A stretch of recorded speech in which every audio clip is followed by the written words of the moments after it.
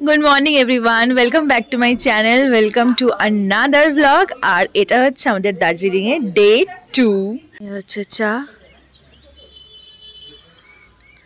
আর এই হচ্ছে পুরো কুয়াশা এখন আপাতত পুরো foggy জানি না পরিষ্কার হবে কিনা কখন হবে বাট পুরো কুয়াশা চারিদিকে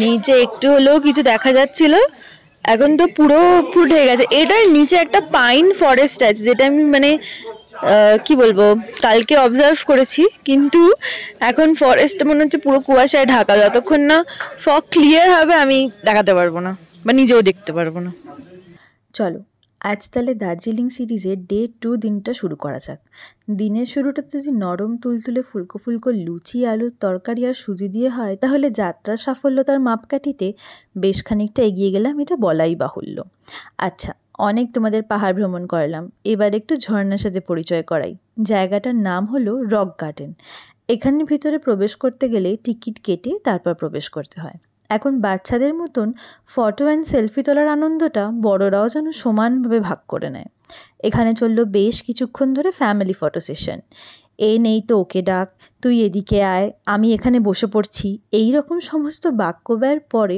অবশেষে একটি ছবি আমরা তুলতে পেরেছি কিন্তু ফটোশ্যুট তো আর এক জায়গায় দাঁড়িয়ে তুললে হয় না বাইরে তুলছি ভিতরেও তুলতে হবে কখনো কখনো ছোট হয়ে বড়দের এই আবদারগুলো মেটানোর একটা উদ্যম ইচ্ছা যেন মনে চেপে ধরতে থাকে তখন যে কি ভালো লাগে কি বলবো আচ্ছা বেশ স্পটটা নিয়ে কিছু বলি বড় বড় পাথরের মধ্যে এক বিশাল ঝর্ণা যা অনেক উপর থেকে বয়ে আসছে এবং সেটা দেখার জন্য বেশ খানিকটা কসরত করেই কিন্তু উপরে উঠতে হয় নিচের যে রাস্তা হয়ে উপরে উঠতে হচ্ছে তা হলো বেশ খাড়াই চারিদিকে কেউ যেন নানা রঙের নানা রকমের ফুলের চাদর বিছিয়ে রেখেছে মনে হচ্ছে অনেক মালি বোধ হয় এই বাগানটাকে অনেক যত্ন করে একটু একটু করে গড়ে তুলেছে বেশ খানিকটা উপরে আসার পর নিচে তাকালে নিচে দাঁড়িয়ে থাকা মানুষগুলোকে ক্ষুদ্র ক্ষুদ্র মনে হচ্ছে আর চারিদিকে এক অদ্ভুত নিস্তব্ধতা বিরাজ করছে এখানে একটা কথা বলে রাখি যদি কেউ কোনো ফুল ছেড়েন তার জন্য কিন্তু 500 টাকা জরিমানা হতে পারে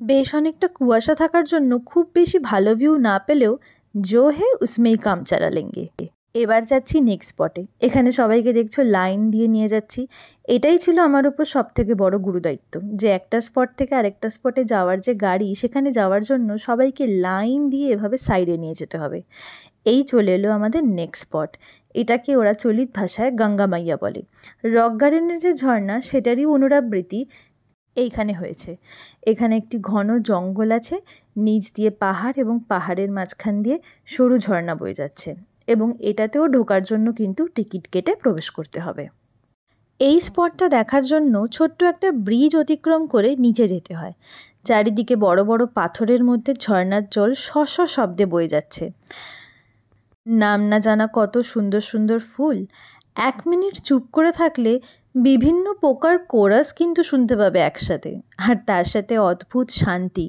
পাহাড় ঘেরা ঘন জঙ্গলের মাঝে বয়ে যাওয়া এক অপরিশ্রান্ত ঝর্ণা যা আমাকে এবং আমাদের সকলকে এক ভালোবাসার জায়গায় নিয়ে গেছিল যতই নিচে নামছিলাম জঙ্গলের ঘনত্ব যেন আরও বাড়ছিল তার সাথে বাড়ছিল নিস্তব্ধতা আচ্ছা এখানে একটা ছোট্ট ইনফরমেশন তোমাদের দিয়ে রাখি এটা কিন্তু একটা পিকনিক স্পটও এখানে যারা আসে অনেকেই এখানে নিচে একটি দোকান আছে তাদের হেল্প নিয়ে বা এখানে হেল্পারও হয়তো আছে তাদের হেল্প নিয়ে ভাত মাংস বা অন্যান্য রান্না করে এখানে খায় এবং এই সুন্দর দৃশ্য উপভোগ করে ফ্যামিলি বা ফ্রেন্ডসদের সাথে এবং সুন্দর একটা সময় কাটায় তোমরা যারা এখানে আসছো তারা যদি কিছুক্ষণ সময় এখানে পিকনিকের মতন স্পেন্ড করতে চাও তারা কিন্তু ইজিলি করতে পারো আমি এখানে দেখছি সুন্দর সুন্দর গাছ এই যে বগনভেলিয়ার গাছটা দেখছো একদম চারিদিকে ফুটে রয়েছে ওই যে মাঝখানে উপরের গাছটা দেখছো ওটাও তো বগনভেলিয়া কি সুন্দর সুন্দর ফুল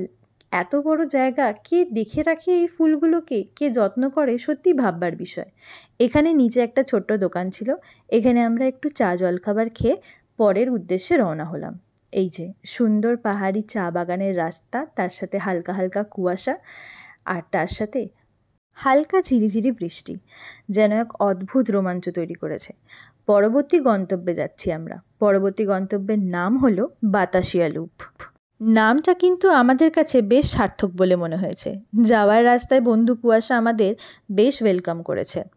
তবে হ্যাঁ, একটা কথা বলতেই হবে, বাঙালি ঘোড়া পাগল। এত ভিড় ছিল দার্জিলিংয়ে, আমার মনে হচ্ছিল সবাই বোধহয় গরমের থেকে স্বস্তির নিঃশ্বাস ফেলতে দার্জিলিংয়েই চলে এসেছে। বাতাসিয়া লুপেও প্রবেশ করার জন্য যথেষ্ট ধাক্কাধাক্কি করে টিকিট কেটে আমরা প্রবেশ করি।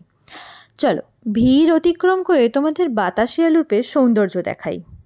ঢুকতেই ছিল the war memorial, which is located at the centre of the Batasia loop garden.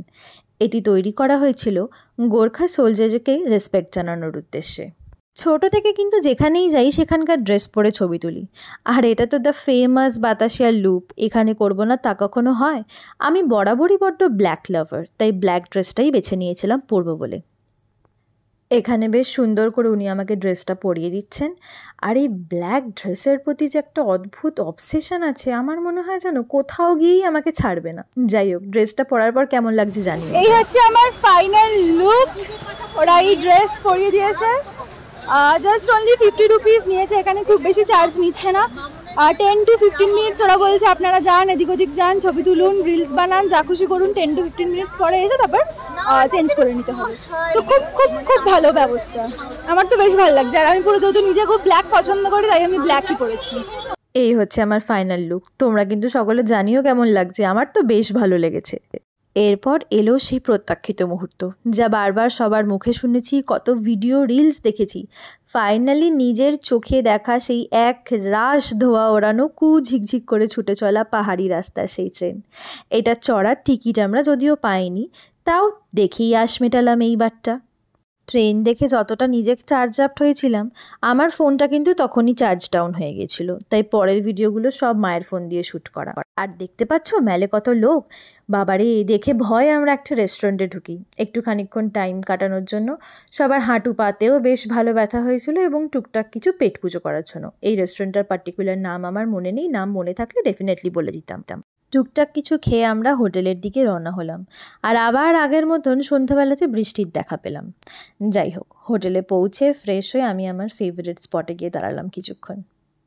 আচ্ছা, তোমাদেরকে হোটেলের নিচের রিসেপশন, আমাদের খাবারের ডাইনিং প্লেস, এগুলো তো কিছুই দেখায়নি। চলো এই ভিডিওতে আজকে এগুলো সব দেখিয়ে দিই। এইটা হলো নিচের রিসেপশন, যেখানে আমার মা জবুথুবু হয়ে বসে আছে। ঠান্ডা কিন্তু এখানে বেশ ভালো।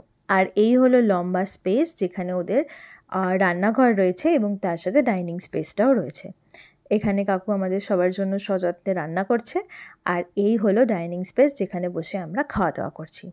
এনাদের খাওয়া দাওয়ার যে কি ভালো টেস্ট ছিল কি বলবো। অতক্ষণ জার্নি করে এসে যে রাত্রেবেলায় গরম গরম ধোয়া ওড়ানো ভাত, নবরত্ন কারি, বাঁধাকপির তরকারি, ডিমের কষা, এইসব যদি কেউ মুখের সামনে তুলে দেয়, সেটা তো তখন অমৃত বলে মনেই হয়। আর কাকিমার হাতের রান্নাও খুব ভালো। চলো আজকের দিনটা এরকমভাবেই শেষ হলো। আমি আর মা উপরে চলে এসেছি।